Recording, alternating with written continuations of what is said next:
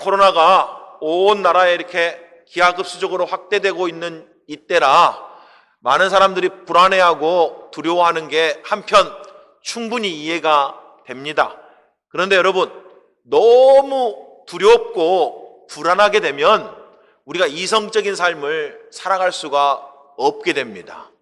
그래서 한편으로는 우리가 경각심을 가져야 되지만 너무 불안한 삶을 살지 않도록 조심해야 된다라는 그런 이야기죠. 제가 어떤 목사님의 칼럼을 보니까 아주 재미있는 이야기가 있었습니다. 예전에 스페인 바르셀로나에서 있었던 실화랍니다. 한 사람이 농부가 이제 집을 가기 위해서 트럭을 하나를 빌려 타게 되었습니다. 근데 그 트럭이 뒤에 빈 관을 이렇게 싣고 가는 그런 트럭이었습니다. 그래서 트럭 뒷자리에 이렇게 타게 가게 됐는데 마치 가다가 비가 오는 거예요. 그래서 비를 피하려고 이 사람이 관 속에 들어가 누웠습니다. 그런데 하루 종일 일하다 보니까 얼마나 피곤해요. 그렇죠? 그러다가 관 속에서 그만 깜빡 잠이 들었어요. 근데 그렇게 가고 있는 중에 두 명이 더 이 트럭을 빌려 탔나 봐요. 그래서 빈 트럭 그 뒤쪽에, 관이 있는 그 뒤쪽에 두 명이 더 앉아 있었습니다.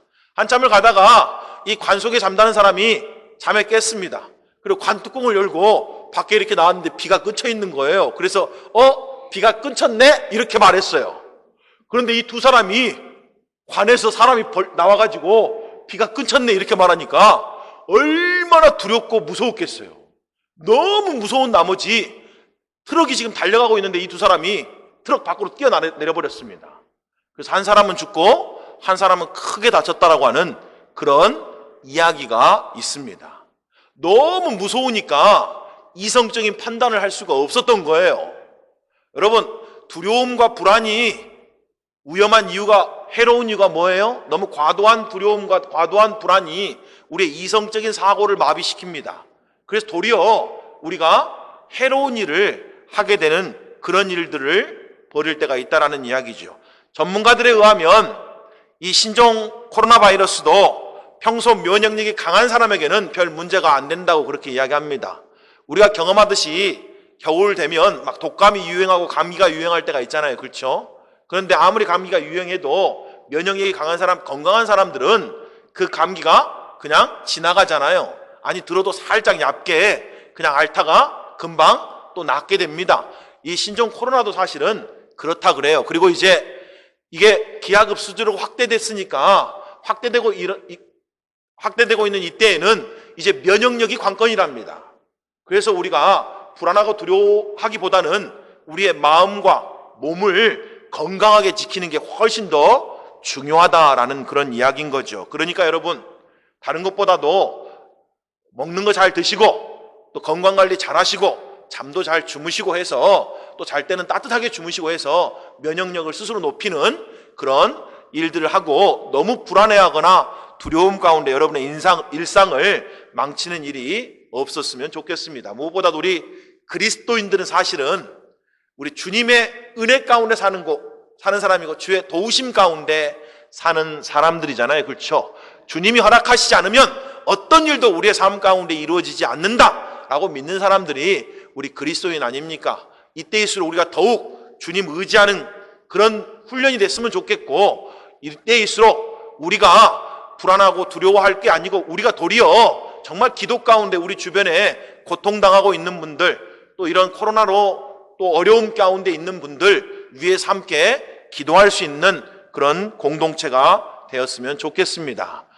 물론 우리 교회적으로는 이걸 최선을 다해서 예방하는 그런 조치를 취해가기를 원합니다. 화요일 날 우리 교회 전체 방역을 실시합니다. 여러분, 화요일 날은 꼭 교회에 오시는 거 자제해 주시고, 또 우리 교회 가운데 더 이게 안전한 그런 장소가 되어서 우리가 예배 드리는데 문제가 없는 그런 곳이 되도록 위해서 함께 기도해 주시고, 또 아마 아시는 것처럼 들어오실 때마다 여러분 꼭 손 소독 잘 해주시고, 또 나가실 때도 곳곳에 우리 소독제가 있으니까 여러분 꼭 손 소독을 자주 해주시길 부탁드리고, 가급적이면 마스크를 쓰고 여러분들이 예배 가운데 함께 주시기를 부탁드리겠습니다. 우리 전능하신 하나님이 언제나 어느 때나 우리를 눈동자같이 지키시고 보호해 주십니다. 여러분, 그런 믿음 가운데 한때를 또 잘 지나갈 수 있게 되시기를 주님의 이름으로 축복합니다. 어찌됐든 여러분 오늘 예배가인데 오신 것 참 잘하셨습니다. 오셨으니까 우리가 마음문을 활짝 열고 오늘 하나님 말씀 듣고 그 은혜 받고 돌아가실 수 있도록 그렇게 우리 함께 예배에 나아가기를 원합니다. 우리 계속해서 지금 호세아서를 살펴보고 있잖아요. 그렇죠? 호세아서 전체의 주제가 뭐예요? 힘써 하나님의 사랑을 알자입니다. 존경받는 설교자이자 신학자인 제임스 몽고메리 보이스 박사님이 호세아서에 대해서 이렇게 평을 해놨습니다. 호세아서는 성경에서 두 번째로 위대한 스토리를 담고 있다. 성경에서 가장 위대한 스토리는 당연히 예수님의 십자가 사건이다. 호세아가 두 번째로 중요한 메시지를 담고 있다고 말할 수 있는 것은 그리스도의 십자가 사랑의 스토리를 이 책이 애언적으로 보여주고 있기 때문이다 라고 말했습니다. 성경에서 가장 위대한 스토리는 십자가 사건입니다. 그런데 두 번째로 위대한 사랑 메시지는 호세아서에 있다고 그렇게 이야기를 합니다. 왜요? 호세아서 전체가 사실 십자가에서 보여주신 그 예수님의 사랑을 투영하고 있기 때문에 그렇다는 이야기예요. 그래서 호세아서는 사랑의 책입니다. 하나님의 사랑이 아름답고 드라마틱하게 기술되어 있는 그런 성경이다라는 이야기죠. 하지만 우리가 하나님의 사랑에 대해서 생각할 때 오해가 없어야 되는 부분이 있습니다. 하나님이 이스라엘 백성들을 조건 없이 용납하시고 용서하신다고 해서 우리가 하나님이 죄에 대해서 대수롭게 생각하지 않는다라고 오해해서는 안 된다 이런 이야기예요. 성경은 이렇게 말합니다. 하나님은 사랑의 하나님이시지만 동시에 하나님은 죄를 반드시 벌하시는 공의의 하나님이십니다 라고 성경이 그렇게 이야기를 하고 있다라는 이야기입니다. 우리가 하나님의 사랑 이야기를 하니까 우리가 항상 오해하는 부분이 있어요. 사랑이니까 죄에 대해서 말하지 말아야 돼. 죄에 대해서 우리가 다 덮고 지나가야 돼. 죄를 그냥 봐도 모른 척 해야 돼. 하나님도 죄를 대수롭게 여기지 않아. 뭐 이런 잘못된 오해 가운데 우리가 살아갈 때가 너무 많다 이런 이야기입니다. 하지만 하나님은 죄를 벌하시지 않고 지나가시는 분이 아니다 이런 이야기예요. 성경이 그것을 끊임없이 우리에게 강조하고 계시는 겁니다. 그래서 우리도 죄에 대해서 굉장히 심각하게 생각해야 된다라고 하는 그런 메시지를 성경이 끊임없이 우리에게 주고 있는 거죠. 실상 성경이 뭐라고 말하고 있냐면 사람이 자기의 죄의 심각성과 자기의 죄의 깊이를 더욱 깨달으면 깨달을수록 이런 죄에서 나를 건져주시고 이런 죄에서 나를 용서해 주시고 이런 죄에서 나를 사랑해 주신 그 하나님의 무한하신 긍휼과 사랑 앞에서 더 감사하는 삶을 살게 된다고 말합니다. 우리가 죄를 깨달으면 깨달을수록 내가 얼마나 죄인인가를 알면 알수록 그 반대로 뭐가 넘친다고요? 하나님의 사랑과 그 은혜에 더욱 감사하는 삶을 살게 된다는 이야기예요.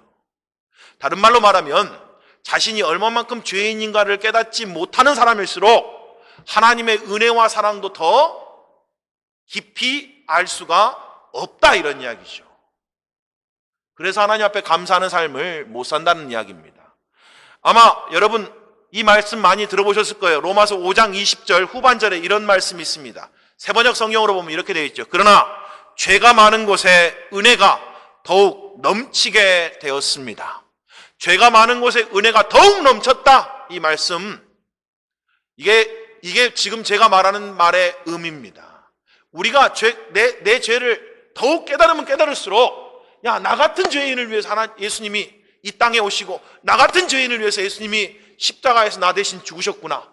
나 같은 죄인을 구원하시기 위해서 하나님이 그 어마어마한 일들을 행하셨구나. 그 십자가, 그 사건 나를 위해서 하신 놀라운 사랑의 표현이구나 라는 걸 깨달으면 깨달을수록 내 안에 뭐가 넘친다고요? 은혜가 넘친다는 이야기죠. 반대로 자기가 죄인인 걸 알지 못하면 은혜가 안 되는 거예요. 왜요? 내가 잘 살고 있으니까 당연히 내가 받아야 될 걸 받고 있는 거잖아요. 내가 지금 대가를 받고 있다고 생각하면 감사가 없는 거죠. 내가 지금 한 수고에 대한 대가를 받고 있다 이러면 감사할 수가 없는 거예요. 여러분 부부간의 관계 속에도 똑같습니다. 내가 마땅히 내가 하루 동안 수고했으니까 내가 마땅히 집에서는 이런 대접을 받아야지, 이런 생각을 하면 상대방에 대한 감사가 별로 없어요. 그런데 내가 좀 부족한데도 상대편에서 이런 사랑과 이런 배려를 해주는구나, 이런 마음이 들면 그때 뭐가 생겨요? 감사하는 마음이 생겨요. 남편도 아내의 젖은 손을 보면서 당신이 참 수고하네, 이런 마음이 들 때 사실 아내에 대한 감사한 마음이 듭니다.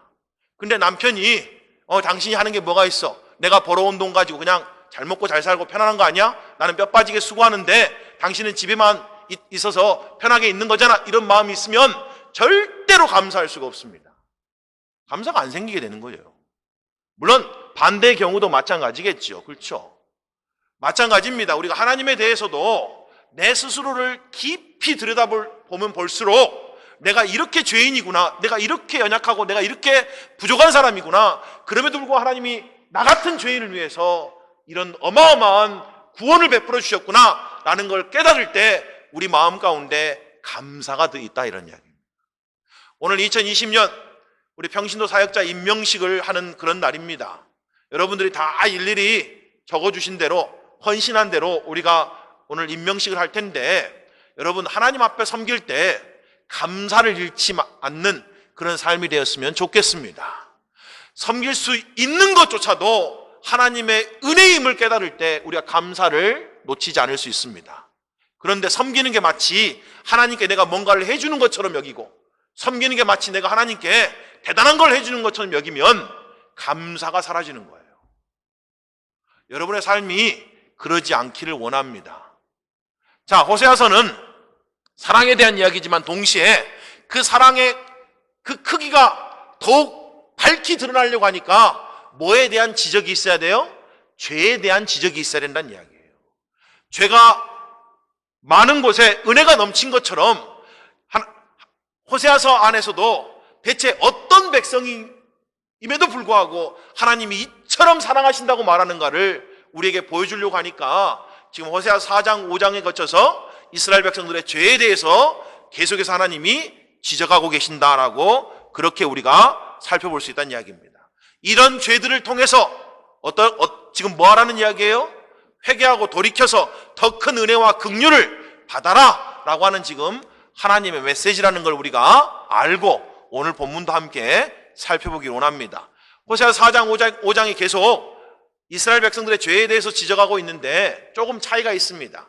호세아 4장은 이스라엘 백성들의 일반적인 죄에 대해서 지적하고 있는 반면에 호세아서 5장은 특별히 지도자들, 리더들에 대한 죄를 지적하고 있다라는 걸 우리가 알 수가 있습니다. 본문 1절은 이렇게 시작합니다. 제사장들아 이를 들으라, 이스라엘 족속들아 깨달으라, 왕족들아 귀를 기울이라, 너희에게 심판이 있나니 너희가 미스바에 대하여 올무가 되고 다볼 위에 친 그물이 됨이라 라고 말합니다. 자, 이 말씀이 선포됐을 때는 아직까지 이스라엘 백성들이 그 이스라엘 땅에 거주하고 있었고 여전히 북이스라엘이라고 하는 나라를 지금 가지고 있었습니다. 그러니까 이 말씀이 선포됐을 때는 아직 이 이스라엘 백성들에게 뭐가 남아 있었다는 이야기예요? 기회가 남아 있었다는 이야기예요. 이렇게 말씀하고 계시는 것도 하나님의 은혜의 힘을 우리가 깨달아야 된다는 이야기예요. 그러면서 세 번에 걸쳐서 얼마나 이게 중요한지 세 번에 걸쳐서 뭐라고 말해요? 들어라, 깨달아라, 귀를 좀 기울여라, 그리고 돌이켜서 구원받아라, 이런 이야기죠. 뭐가 있으니까요? 심판이 임한다, 이렇게 말해요. 제발 심판이 임하고 있다, 너희에게. 너희의 죄악으로 말미암아 심판이 임하고 있으니까 지금이라도 듣고 깨닫고 귀를 기울여 돌이켜서 심판을 면하고 생명의 길을 가라. 지금 그렇게 이야기를 해주고 있는 그런 말씀이라는 이야기죠. 자, 그런데 오늘 이 말씀을 누구에게 주는 겁니까? 제사장들에게 주는 거죠. 이스라엘 족속이라고 되어 있는데 학자들은 이 이스라엘 족속이라는 이 말의 정확한 의미가 이스라엘의 왕자들, 이스라엘의 장로들, 그러니까 지도자들이라는 의미입니다. 그리고 그 다음에 왕족들에게 주신 거죠. 그러니 여기 나와 있는 세 부류의 사람들은 한편으로는 종교 지도자고 한편으로는 정치 지도자들입니다. 한마디로 말하면 이스라엘의 리더들이었다는 이야기예요. 그러니 오늘 말씀은 어떤 의미에서는 이스라엘의 지도자들, 리더들에게 주시는 그런 말씀이다라는 이야기입니다. 그들에게 뭐가 임한다고요? 심판이 임하고 있다 이렇게 말하고 있습니다. 리더들에게 주시는 말씀이니까 우리가 평신대 사역자들은 한편으로는 교회 안에서 리더들이잖아요. 그렇죠? 성가대 앞에 쓴다는 자체가 온 교회 앞에서 지금 찬송을 리드하고 있는 거니까 리더 아닙니까? 교사로 섬기고 구석구석에서 봉사자로 섬기는 것 다 교회 앞에서 리더로 세움받고 있는 것 아니겠냐 이런 이야기예요. 그래서 오늘 임명식을 하는 겁니다. 근데 리더의 삶이 어떤 삶이 돼야 되는지 오늘 본문을 통해서 우리가 다시 한번 깊이 묵상하고 또 한편으로는 우리가 주님의 길로 돌이키는 그런 시간들이 되었으면 좋겠습니다. 오늘 왜 이들에게 심판이 임합니까? 본문 1절 후반절과 2절에 이렇게 되어 있습니다. 너희가 미스바에 대하여 올무가 되고 다볼 위에 친 그물이 됨이라. 패역자가 사륙제에 깊이 빠졌음에 내가 그들을 다 벌하노라 라고 되어 있습니다.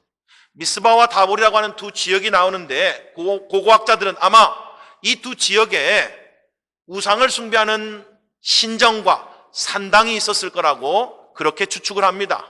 그러니까 이곳에서 뭐가 이루어졌다는 이야기예요? 우상 숭배가 이루어졌다는 이야기입니다. 우리가 지난주에 살펴봤듯이 이스라엘 백성들은 묵은 포도주와 새 포도주를 얻을 수만 있다면 하나님을 섬기느냐 바알을 섬기느냐는 아무 문제가 안 됐습니다. 내가 이 포도주를 얻을 수만 있다면, 내가 원하는 이것만 가질 수만 있다면 내가 지금 바알을 섬기느냐 하나님을 섬기느냐 또 죄를 짓느냐 음행을 범하느냐 이건 아무 문제가 없었어요. 아니 도리어 하나님과 바알을 동시에 섬기는 것도 아무 문제가 없었습니다. 그런 거를 대수롭게 여기지 않았다는 이야기죠. 게다가 하나님과 우상을 동시에 섬기는 거를 이 제사장들이, 이스라엘 백성의 리더들이 더욱 앞장서서 행했다라는 그런 이야기예요. 그것이 그들의 죄악이다 이런 이야기입니다. 그래서 그들이 도리어 백성들에게 뭐가 됐어요? 올무가 되고 그물이 됐습니다. 여러분, 올무와 그물은 동물을 잡는 도구잖아요. 새를 잡는 도구 아닙니까? 사냥꾼들이 쓰는 도구입니다. 원래 리더들은 어떤 사람이어야 돼요? 백성들이 올무와 그물에 걸리지 않도록 지도하고 인도하는 역할을 하는 게 리더들의 역할이잖아요. 근데 리더들이 도리어 백성들에게 뭐가 됐다고요? 올무와 그물이 됐다는 거예요. 왜 그래요? 패역자가 됐기 때문에 그래요. 패역자라는 건 다른 게 아니고 하나님을 배신하는 자가 됐다는 이야기입니다. 그들은 하나님을 배신하고 뭐 했다는 이야기예요? 세상을 더 사랑했다는 이야기예요. 그래서 우상 숭배했다는 이야기입니다. 여기 나오는 모든 우상 숭배와 음행은 다른 걸 말하는 게 아니고 하나님보다 다른 뭔가를 더 사랑했다는 이야기예요. 하나님보다 다른 뭔가를 더 귀하게 여겼다는 이야기입니다. 그게 성경이 말하는 우상 숭배고 영적인 음행입니다. 그런데 리더들이 도리어 여기에 더 열심을 냈다는 이야기입니다. 뭐 때문에 그랬을까요? 그 뒤에 보면 사륙제에 깊이 빠졌다 이렇게 말합니다. 살육이라는 거는 문자적으로는 진짜 사람을 죽이는 살인일 수도 있지만 또 다른 의미에서는 사람을 속이는 행위, 사람을 이용하는 행위, 사람의 가치를 짓밟아버리는 일체의 행위를 의미하는 단어이기도 합니다. 그러니까 다른 말로는 이런 이야기예요. 그들의 사리사욕을 채우기 위해서 백성들을 이용하고 착취했다 이런 이야기. 이거를 사륙제다 이런 이야기입니다. 그런데 리더들이 어느 날 갑자기 이런 일 가운데 깊이 빠지진 않겠죠. 그런데 조금씩 자기 배를 불리다 보니까 어느 순간 어떻게 해요? 깊이 빠져들었다는 이야기. 그래서 깊이 빠졌다 이렇게 돼 있잖아요. 그래서 자기들이 지금 대체 뭘 하고 있는지를 잊어버릴 정도로 깊이 빠져 있는 거라 이런 이야기. 그것이 백성들에게 올무와 그물이 됐습니다. 그래서 그들만 넘어지는 게 아니고 백성들도 다 같이 넘어졌다는 이야기예요.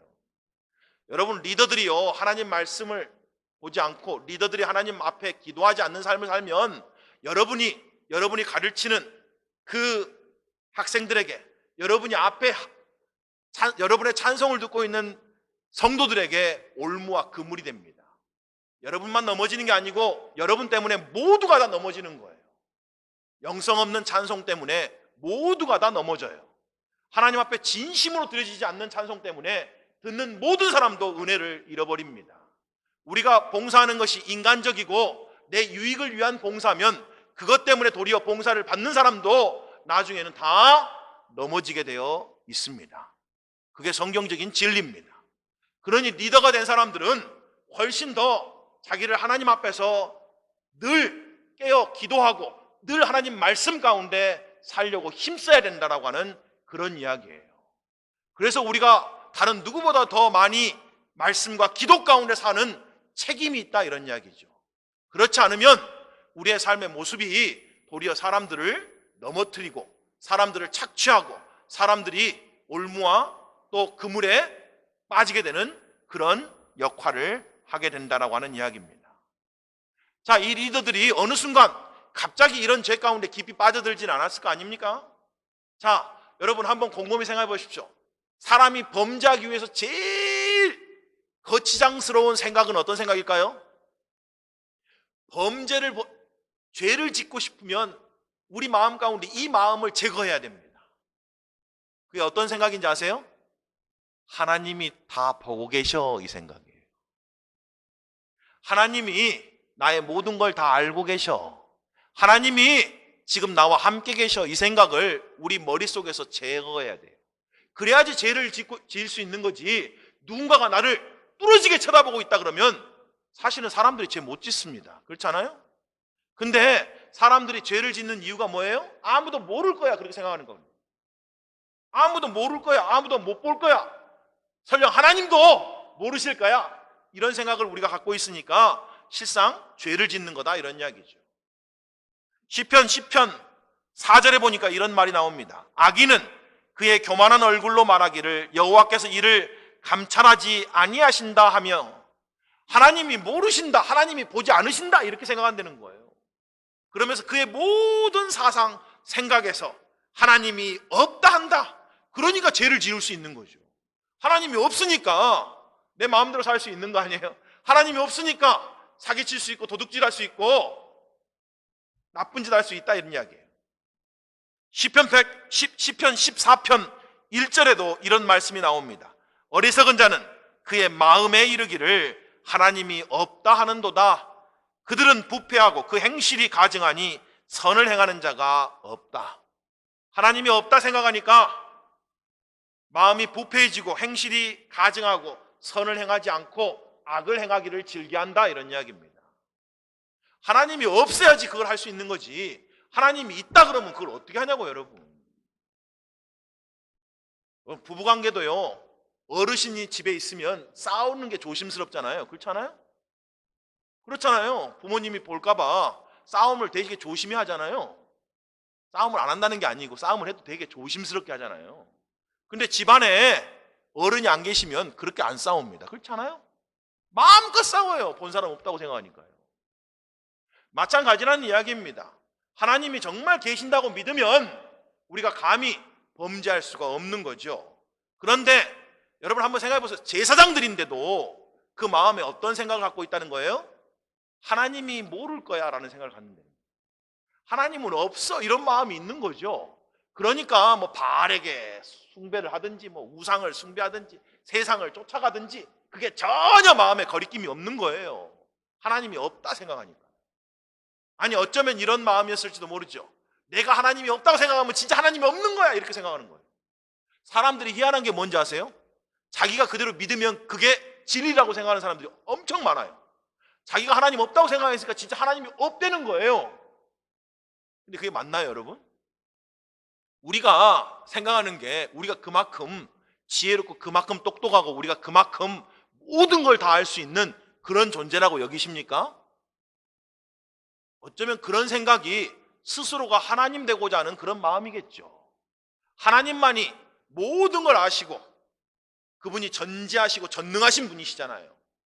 그분만이 유일하게 그런 분이신 거지, 우리 인간은 다 피조물이라 우리 인간으로서 생각할 수 있는 한계가 다 있는 거잖아요. 우리는 세상에 있는 모든 걸 다 알 수가 없어요. 아무리 지금 과학이 발달해도 우주 저편에 뭐 있는지 아직도 모르고 있는 거고, 아니 설령 저기 바닥 저 밑에 바닥 깊은 곳에 뭐 있는지 그 삶이 어떤 삶인지 아직도 모르고 있잖아요, 사람들이. 근데 우리가 감히 무슨 그렇게 교만을 떨 수 있고 그렇게 우리가 대단한 존재라고 착각하며 살 수 있냐, 이런 이야기입니다. 근데도 사람들이 뭐라고 생각해요? 자기가 믿으면 그게 그 믿음이 전부라는 거예요. 자기가 하나님 없다고 여기면 진짜 하나님이 없다는 거예요. 그런데 오늘 본문에서 하나님이 뭐라고 말합니까? 3절에 이렇게 말합니다. 에브라임은 내가 안다. 이스라엘은 내게 숨기지 못한다. 에브라임아, 이제 네가 음행하였고 이스라엘이 더러워졌느니라 라고 말합니다. 하나님이 없을 거야. 하나님이 보지 못하실 거야. 그래서 죄를 짓고 있는데 하나님이 뭐라고 말해요? 내가 너 안다. 너는 나에게서 숨길 수가 없어. 내가 눈동자같이 너를 지켜보고 있다. 지금 우리에게 그렇게 말씀해주고 있는 거잖아요. 여러분, 하나님은 졸지도 않고 쉬지도 않는 분입니다. 하나님은 눈동자같이 그의 백성들을 지켜 보호하고 계시는 분이에요. 여러분이 하는 모든 걸 다 알고 계시는 분입니다. 여러분의 마음이 무슨 생각을 하고 있는지, 여러분이 어떤 동기로 하고 있는지 하나님은 다 아신다는 이야기예요. 그게 여러분, 우리에게는 기쁨이 돼야 되는데 그게 우리에게 찔림이 되면 안 된다는 이야기예요. 그리스도인들은. 여러분, 하나님이 여러분을 다 안다라는 게, 나는 당신이 지난 여름에 뭐 하는지를 다 압니다, 이게 여러분에게는 기쁨입니까? 즉 두려움입니까? 그런 영화도 있었잖아요. 나는 당신이 그때 한 걸 다 알아요. 그랬더니 막 난리 버거지가 났잖아요. 그렇죠? 어떻게 할지 몰라가지고 막 무서워가지고 막 불안해가지고 자기가 알아서 막 다. 그래서 언젠가 그런 실험도 해봤잖아요. 전화로 내가 당신이 뭐 어제 저녁에 지난주에 했던 거 다 압니다 했더니 막 난리 나가지고 막 돈도 보내고 막 무마시키려고 하는 사람들이 얼마나 많습니까? 그렇죠? 다 안다라는 게 여러분에게 어떻게 다가오냐, 이런 이야기예요. 하나님은 우리의 모든 걸 다 아십니다. 여러분, 하나님의 마음에 합한 사람이라고 했던 다윗은 그것을 한시도 잊지 않았어요. 하나님이 나의 모든 걸 다 알고 계셔, 이 마음을 잊지 않았다는 이야기예요. 시편 139편에 보면 다윗이 이렇게 노래합니다. 3절과 7절에서 10절 말씀입니다. 나의 모든 길과 내가 눕는 것을 살펴보셨으므로 나의 모든 행위를 익히 아신다. 내가 하는 모든 걸 하나님이 다 아신다. 그러니 나를 지키시고 보호하신다. 이런 믿음이 우리에게도 오늘 있어야 되지 않겠어요, 여러분? 계속해서 7절부터 이렇게, 내가 주의 영을 떠나 어디로 가오며 주의 앞에서 어디로 피하리이까? 내가 하늘에 올라갈지라도 거기 계시고 수월에 내 자리를 펼지라도 거기 계시니이다. 내가 새벽 날개를 치며 바다 끝에 가서 거주할지라도 거기서도 주의 손이 나를 인도하시며 주의 오른손이 나를 붙드시리이다. 아멘. 우리가 종각에 가도 종로 광화문에 가도 하나님이 우리를 딱 붙들고 계신다는 이야기예요. 그런 믿음이 우리 가운데 있어야 되는 거 아니에요? 우리가 설령 대구에 잠깐 들렸다 와도 하나님이 거기에 딱 붙들고 계신다는 그런 믿음이 있어야 될 거 아니냐고요. 물론 일부러 갈 필요는 없습니다만, 그렇지 않아요? 우리가 지금 어디 가도 하나님이 거기도 함께 계시고 하나님이 거기서 나를 지켜보고 계시고 나를 붙들고 계시고 나를 보호하고 계십니다. 이 마음이 딱 있어야 된다는 이야기예요. 그러면서도 한편으로 어떻게 해요? 하나님 앞에 사는 삶이 된다는 이야기예요. 근데 왜 하나님 앞에서 산다라고 하는 이 마음이 없었어요? 우리가 하나님 앞에 삽니다. 언제나 어느 순간에 임마누엘 되신 하나님 앞에서 내가 살아갑니다 라고 하는 그런 마음이 없었어요. 그러니까 두려움, 하나님을 경외하는 마음도 없고 하나님을 두려워하는 마음도 없으니까 도리어 하나님 없다고 여기고 죄악 가운데 사는 삶을 살았다라고 하는 그런 이야기입니다. 이스라엘에 대한 오늘 하나님의 이 죄에 대한 지적이 잘못되지 않는 이유가 뭐예요? 하나님이 그들을 이제까지 다 지켜보고 계셨기 때문에 그래요. 하나님은 그들의 모든 걸 다 아셨습니다. 그러니 오늘 하나님의 이 진단이 정확하다, 이런 이야기예요. 한편으로 말하면 이스라엘 백성들은 더 이상 변명할 수가 없다라는 이야기죠. 숨길 수가 없다는 이야기입니다. 그들은 음행하였고 더러워졌습니다. 그럼에도 불구하고 그들이 뭐라고 말해요? 회개하기는커녕 도리어 교만해졌답니다. 지금 그들의 삶은 하나님 앞에서 더러워지고 행음한 삶이었는데, 하나님 떠난 삶인데 도리어 하나님 앞에 뻔뻔하게 교만하고 아주 아무렇지도 않는 것처럼 그렇게 살아가는 그런 모습이었다는 이야기예요. 5절에 보니까 이렇게 되어 있어요. 이스라엘의 교만이 그 얼굴에 드러났나니, 마음에 있는 교만이 얼마나 넘쳤으면 얼굴에 드러날 정도로 교만한 그런 모습이었겠어요? 얼굴에 드러났다 이런 이야기입니다. 그 죄악으로 말미암아 이스라엘과 에브라임이 넘어지고 유다도 그들과 함께 넘어지리라. 어떤 죄악이에요? 교만한 죄겠죠. 여러분, 교만이 한마디로 뭡니까? 하나님보다 더 높아지려는 마음, 태도가 교만이죠. 루시퍼가 타락한 이유가 뭐예요? 그가 하나님보다 더 높아지고 싶었어요. 그래서 그가 타락해서 사탄이 됐다고 말합니다. 아담과 이브가 타락한 이유가 뭡니까? 하나님 같이 되고 싶었어요. 자신들이 하나님보다 더 높아지기를 원했습니다. 그래서 선악과를 먹고 타락한 거죠. 교만이라는 것은 바로 그런 마음이고 태도죠. 다른 말로 쉽게 설명하면 이런 겁니다. 내 생각이, 내 주장이 하나님의 생각보다, 하나님의 말씀보다 훨씬 더 정확하고 옳아? 이런 마음이에요. 하나님이 뭐라고 말하는 게 중요한 게 아니고 내가 생각하는 게 더 중요하죠. 아니, 하나님이 뭐라고 말씀하시는 게 내 생각이 훨씬 더 중요하다고 나는 여겨요. 이렇게 생각하는 게 사실은 교만이에요. 하나님이 지금 뭐라고 말해요? 뭐라고 진단하고 있습니까? 너희들이 행음하고 더러워졌다 이랬지만 이스라엘 백성들은 절대 그렇게 안 생각했어요. 우리가 왜요? 우리가 왜 더러워요? 우리가 무슨 죄가 있어요? 이렇게 뻔뻔하게 하나님 앞에 대들었다는 이야기예요. 게다가 그들은 본문 6절에 보니까 뭐라고 적혀 있습니까? 양떼와 속떼를 끌고 여호와께 나왔다 이런 이야기입니다. 그러니 지금 속으로는 뭐라고 말합니까? 아니, 우리가 왜 더럽습니까? 우리가 그렇다고 하나님 앞에 제사를 안 드려요? 예배를 안 드려요? 우리가 정기적으로 하나님 앞에 제사 잘 드리고 있잖아요. 근데 왜 우리를 더럽다고 그러시는 거예요? 지금 그렇게 이야기하고 있는 거잖아요. 그런데 여러분, 성경은 뭐라고 말씀하시는지 아세요? 두 주인을 겸하여 섬길 수가 없대요. 이스라엘의 이 리더들은 하나님도 섬기고 바알도 섬기고 뭐가 됐든지 내가 잘 먹고 잘 살면 되는 거 아니에요? 아니, 내가 하나님 안 섬기겠다는 거 아니고 내가 세상 사랑하지만 세상에 있는 것 좋아하지만 그래도 내가 하나님 섬기겠다는데 왜 그러세요? 아니, 내가 안식일마다 또 월삭이 있는 또 그런 절기마다 내가 하나님 앞에 나와서 예배 드리는데 내가 뭐가 잘못됐다고 그러세요? 지금 이렇게 이야기하고 있는 거잖아요. 그런데 우리 예수님이 마태복음 6장 24절에서 이렇게 말합니다. 한 사람이 두 주인을 섬기지 못할 것이니 혹 이를 미워하고 저를 사랑하거나 혹 이를 중히 여기고 저를 경히 여김이라. 너희가 하나님과 재물을 겸하여 섬기지 못하느니라. 두 주인을 섬길 수가 없습니다. 우리 마음에는요, 절대 두 주인을 섬길 수가 없습니다. 사실은 이 사람들은 우리가 하나님과 바알을 같이 섬겨요 이렇게 말했지만, 우리가 하나님도 섬기고 세상을 좀 섬기는 게 무슨 문제예요 이렇게 말했지만, 실상은 진짜 주인은 한 명밖에 없으니까 하나님이 아니고 그들에게는 세상이 진짜 주인이었던 거예요. 세상에 성공하는 것, 세상에 잘 되는 것, 세상에서 평안한 것, 세상에서 만사형통한 것, 이런 것들이 실상은 자기들의 주인이었던 거지, 하나님은 그냥 그 일을 좀 도와주는 분, 나를 위해서 좀 내가 기도할 때마다, 내가 도움이 필요할 때마다 그때그때 나서서 좀 도와주시는 분, 이 정도로 섬겼던 거지, 마음과 뜻과 자기의 목숨을 다해서 하나님을 최고로 사랑하지는 않았다 이런 이야기입니다. 지금 그 이야기를 하고 있는 거예요. 여러분, 그리스도인들은 오늘 우리 청소년부 예배에 우리 김강만 집사님이 말씀을 전해주셨는데, 그리스도인들은 주인이 바뀐 사람이래요. 전에는 내가 주인이었는데 이제는 우리 예수님이 주인 된 사람이 그리스도인이라고 그렇게 말씀을 전해주셨습니다. 근데 그게 정확한 표현인 거죠. 이제는 예수님만이 나의 주인입니다 라고 따라가는 사람들이 그리스도인인 거예요. 근데 아직도 내 주인이 세상이거나 무슨 성공이거나 물질이거나 나의 만족이거나 나의 평안이거나 내가 잘 되거나 이런 것들이 나의 가장 중요한 우선순위고 가치면, 그리고 다른 건 다 포기해도 그건 절대 포기 못해요, 이렇게 살면 아직 주인이 안 바뀐 겁니다.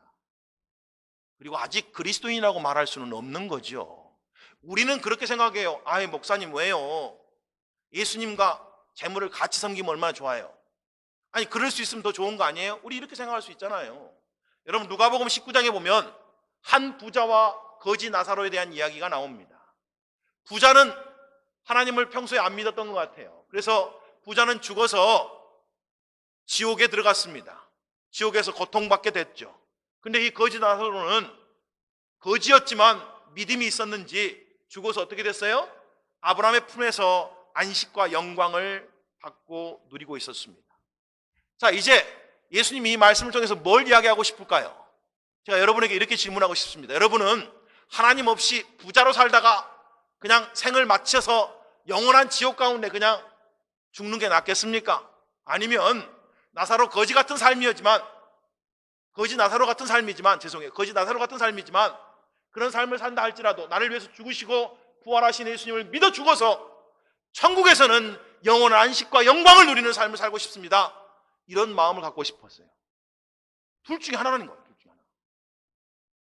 물론 우리 중에 이런 분이 충분히 계실 수 있어요. 목사님, 예수 잘 믿고 부자로 살다가 하면 안 돼요.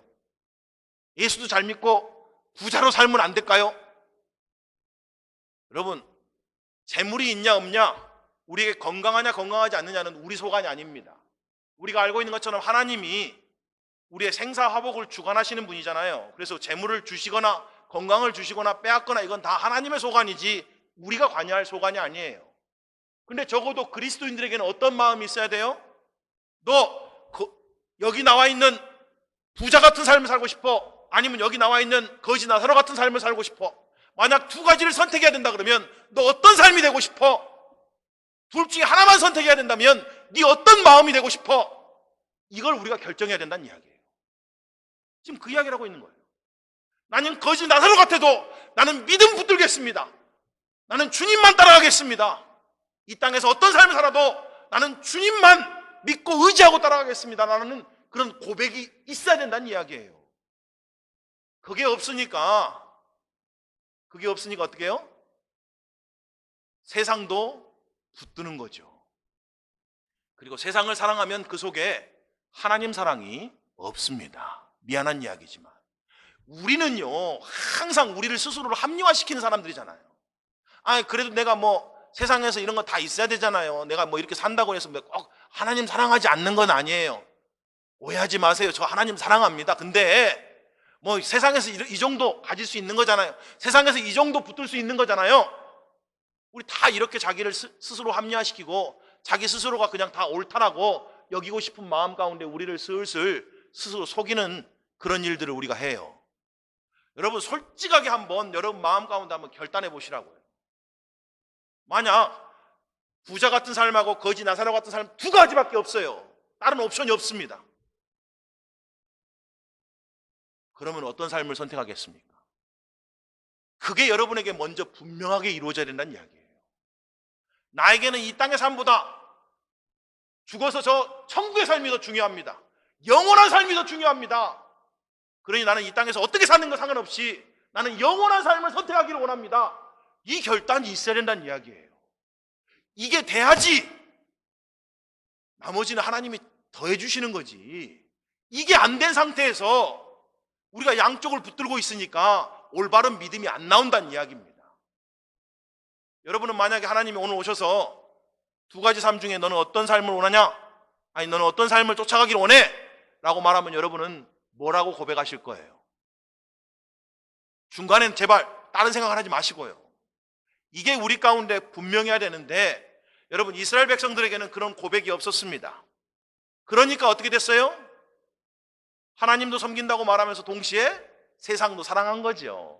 그러다 보니까 실상은 자기들은 아무 문제가 없다라고 생각했지만 하나님 보시기에는 음행한 자였고 더러운 자들이었습니다. 그래서 하나님이 그들의 예배를 받지 않으신다 이렇게 말해요. 오늘 본문 6절을 다시 한번 읽어볼게요. 그들이 양떼와 소떼를 끌고 여호와를 찾으러 갈지라도 만나지 못할 것은 이미 그들에게서 떠나셨습니다. 그들이 드리는 예배 가운데 누가 안 계세요? 하나님이 안 계셔요. 그런데도 이들은 하나님께 예배를 드렸다라고 말합니다. 하나님은 안 계셨는데 그들은 하나님께 예배를 드렸다라고 말해요. 아니 왜 대체 하나님이 이들의 예배를 안 받으셨을까요? 왜요? 그들이 실상은 세상과 짝하고 있었는데 실상은 그 마음에 세상을 사랑하는 마음이 훨씬 더 많았는데 겉으로만 하나님 앞에 나와서 양떼 드리고 소떼 드리고 이랬다는 이야기예요. 진짜 하나님 사랑해서 그런 게 아니고 하나님만이 나의 전부입니다 이런 고백 때문에 드려지는 게 아니고 하나님만이 나의 진짜 주님이세요 이런 고백으로 드려지는 게 아니고 마치 하나님이 자기의 종처럼 자기 하얀처럼 하나님께 가면 하나님 당신이 내 말대로 내가 사는 삶에서 잘 되게 해주세요. 하나님 내 삶에서 성공하게 해주세요. 건강하게 해주세요. 지켜주세요. 이렇게 하나님 부려먹으려고 사실은 양떼 소떼 끌고 하나님 앞에 그런 척하고 살았었던 것뿐이다 이런 이야기입니다. 그리고 훨씬 마음은 우리가 지난주에도 살펴보고 계속해서 살펴보지만 이들에게 뭐가 있어요? 묵은 포도주, 좋은 포도주, 나 잘 살게 해주는 그것 줄 수만 있으면 이것이든 어떻고 저것이든 어떠리 이런 마음 가운데 늘 살았다는 이야기입니다. 그러니 하나님 앞에 예물을 들고 왔어도 하나님이 그것 가운데 안 계셨다는 이야기예요. 어쩌면 이들은 이런 마음이었는지 모르겠어요. 야, 우리가 언제든지 마음만 먹으면 하나님께 언제든지 갈 수 있고, 아니 우리가 심판 끝자락에도 하나님께 회개만 하면 다 용서해 주시는 거 아니야? 그러니까 지금은 대충 살다가 우리가 마지막에 가서 하나님 앞에 죄송해요 잘못했어요 하면 하나님은 다 용서해 주시는 분이니까 우리가 뭐 그렇게 심각하게 살 필요 있어? 아마 마음 가운데 다 그런 마음이 있었는지 몰라요. 이 사람들도. 우리도 사실은 다 그런 마음들 있잖아요. 아, 이렇게 살아도 그래도 주일날 한번 와서 용서해 주세요 그럼 다 용서해 주시는 거지 뭐. 아이 그런데 뭐 다 회개하고 그러면 다 용서해 주시니까 그러면 끝나는 거지 뭐. 주중에는 내 마음대로 살다가 주말에 한 번 와서 용서해 주세요 그러면 뭐 다 용서해 주실 거니까 아 괜찮을 거야. 어쩌면 우리도 이런 착각 가운데 살아갈지도 모른다는 이야기예요. 물론 하나님은 진정으로 회개하는 이마다 용서해 주시는 분입니다. 그런데 여러분 놀라운 진리는 뭔지 아세요? 죄에 깊이 빠져 살면 나중에 가면 회개할 능력도 의지도 사라진다는 게 문제예요. 그게 무서운 겁니다. 나중에는요 죄에 대해서 무감각해져서 회개도 안 해요. 잘못했다고 안 합니다. 이제 여전히 더러운 가운데 살아갈 수밖에 없게 된다. 오늘 본문 4절이 이렇게 말하죠. 그들의 행위가 그들로 자기 하나님께 돌아가지 못하게 하나니 이는 음란한 마음이 그 속에 있어 여호와를 알지 못하는 까닭이라. 회개하면 언제나 용서를 받을 수 있지만 우리가 타락과 죄 가운데 노예로 살게 되면 어느 순간 회개할 능력이 상실하게 된다는 이야기예요. 그래서 하나님 앞에 못 돌아온대요. 어느 순간요. 우리의 그 죄악이 우리를 꽉 붙들고 잡아서 더 이상 하나님께로 올 수 있는 마음도 의지도 사라진다는 이야기예요. 그래서 죄가 무서운 겁니다, 여러분. 이스라엘은 오랜 세월 세상의 가치관에 젖어 살다 보니 이제는 하나님께 돌아가고 싶어도 돌아갈 수 없는 상황이 되어버렸습니다. 돌아가기에는 하나님으로부터 너무 멀리 떠나와 버린 거죠. 그 상태를 뭐라고 말해요? 그 마음에 음란한 마음으로 가득 찼다고 말합니다. 여러분, 음란한 마음은 세상을 사랑하는 마음이잖아요. 하나님 이외에 다른 것도 사랑하는 마음이잖아요. 근데 이게 뭐 처음부터 그랬겠어요? 처음에는 하나님 사랑했다가 나중에 연인에 대한 마음이 조금씩 들어와서 나중에 연인이 하나님보다 더 사랑스러워지고, 처음부터 하나님에 대한 음란한 마음을 가졌겠어요? 하나님 사랑했었는데 일을 하다 보니까 돈을 더 많이 벌고 잘 되니까 점점 성공에 대한 욕심이 우리 마음을 막 가득 채우게 되는 거고, 죄를 짓다 보니까 죄를 짓고 싶은 그 마음들이 막 우리 마음에 점점 가득 차게 되는 거고, 그래서 음란한 마음이 어느 순간 우리 마음을 꽉 지배하여서 하나님을 잃어버렸다 이런 얘기예요. 그러다 보니까 죄를 죄인지도 모르고 더 이상 회개하고 싶은 능력도 회개하고 싶은 마음도 없어졌다 이런 이야기예요. 그러니까 하나님 앞에 돌아올 수가 없게 되어버렸다는 이야기입니다. 지금 무슨 말을 하고 계신 거예요? 하나님이요, 제발 하나님을 찾을 만할 때 하나님께 돌아와라 이런 이야기예요. 하나님이 여러분에게 말씀을 전할 때 지금이라도 회개하고 돌이켜 심판을 면하고 생명을 얻어라, 지금 그 이야기를 해주고 싶은 거잖아요. 너무 멀리 가지 말아라. 너 하나님이 너 양심에 찔림을 주셨을 때 그때 회개하고 돌이켜라. 그때 하나님 앞에 무릎 꿇어라. 그런 이야기입니다. 너가 머뭇거리고 계속해서 그 죄 가운데 깊이 빠져들면 들수록 어느 순간에는 하나님으로부터 영원히 떠나게 되는 그런 순간을 맞이하게 된다. 돌아오고 싶어도 너의 죄악이 너의 발목을 붙잡아서 결코 돌아오지 못하게 만든다 이렇게 말하는 거죠. 사랑하는 여러분, 오늘이라고 하는 날 주님께로 돌아오십시오. 그래서 오늘이 은혜의 날이고 구원의 날인 겁니다. 항상 오늘만이 구원의 날이고 은혜의 날인 거예요. 내일은 어쩔지 몰라요. 내일은 우리가 너무 멀리 떠나서 돌아가고 싶어도 돌아갈 마음도 능력도 사라졌을지도 모릅니다. 그러니 오늘 하나님의 말씀이 들렸을 때 그렇게 하라고 하는 그런 이야기죠. 온통 세상 사랑하는 마음으로 가득 차다 보니까, 물론 그들이 그런 과정 가운데 예배를 안 드렸다는 이야기 아니에요. 그들은 계속해서 예배를 드리고 있었습니다. 하지만 삶 속에서는 하나님에 대한 정조도, 말씀에 합당한 삶도 살지 못했죠. 본문 7절 이렇게 말합니다. 그들이 여호와께 정조를 지키지 아니하고 사생활을 낳았으므로 그러므로 세 달이 그들과 그 기업을 함께 삼키리로다 라고 되어 있습니다. 여기서 세 달은 일종의 절기인데 월삭을 의미합니다. 한 달에 한 번 하나님 앞에 드려지는 예배를 의미해요. 이스라엘 백성들은 안식일마다 매주 한 번씩 하나님께 예배 드렸습니다. 그리고 한 달에 한 번은 또 특별하게 월삭이라고 해서 하나님께 예배를 드렸어요. 그런 삶을 살았다는 이야기예요.